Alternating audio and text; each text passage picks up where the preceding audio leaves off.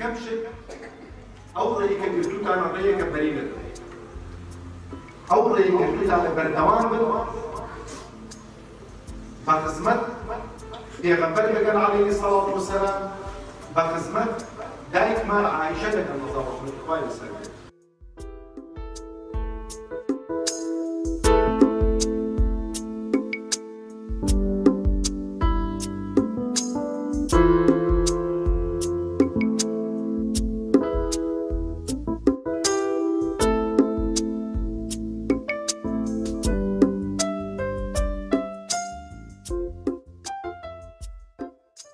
بناوی خوای گەورە و میهرەبان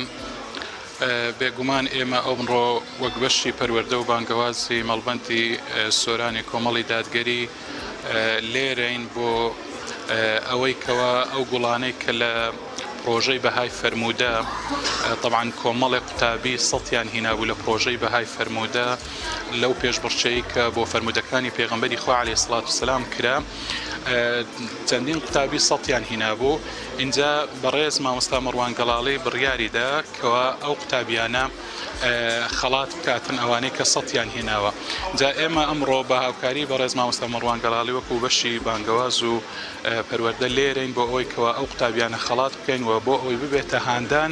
طبعاً ئێمە وەکو بەشی پەروەردە و بانگەواز هەمیشە پشتگیری ئەم پرۆژانەمان کردو بە تایبەتی و جەنابی مامۆستا مەڕوان هەموو ئەو پرۆژانەی کە گەنجانمان منداڵەکانمان پەپولەکانمان ئەوانە کە هانیانەدات پەروەردە ببن بەرەو پەروەردەیەکی تەندروست ئێمە هەمیشە پشتگیری لەم جۆرە پرۆژانە دەکەین و هاوکاریان دەبین و تەشجیعیان دەکەین بۆ ئەوەی بە تەندروستترین و جوانترین شێوە ئەو منداڵانەمان پەروەردە بن پشت بەخوای پەروەردگار. ئینشاءڵڵا خۆی گەورە دەزایان باتەوە لە دنیا و لە قیامەتدا. ئینشاءڵڵا بەردەوام ئەبن بۆ ئەوەی کە پرۆژەی گەورەتر و گەورەتری لەم شێوەیە بڕەخسێنن بۆ گەنجانی دیکەی وەکو ئێمە و لە دوای ئێمە دن و بۆ ئەوەی بۆ قۆناغەکانی دیکەش کە ئێمە گەورەترە بین و بۆ قۆناغانەش بگونجێت. ئینشاءڵڵا خۆی گەورە یار و یاوەریانە بێت لەوەی کە پشتیوانیانە بێت لەوەی کە بەردەوام بن و پەرە بە بوارەکانیان بداتەوەکو پرۆژێکە زۆر گەورەتر لێ ئەکەن. بەخوای بەخشندەی میهرەبان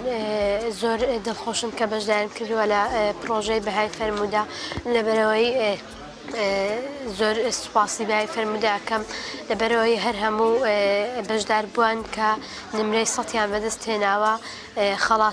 خەڵاتیان کردن و زۆر سوپاسی مەڵبەندی هەشتی سۆرانی کۆمەڵ ئیسلامی یەکەم کە هەر هەمویان خەڵات دەکەنەوە دووبارە.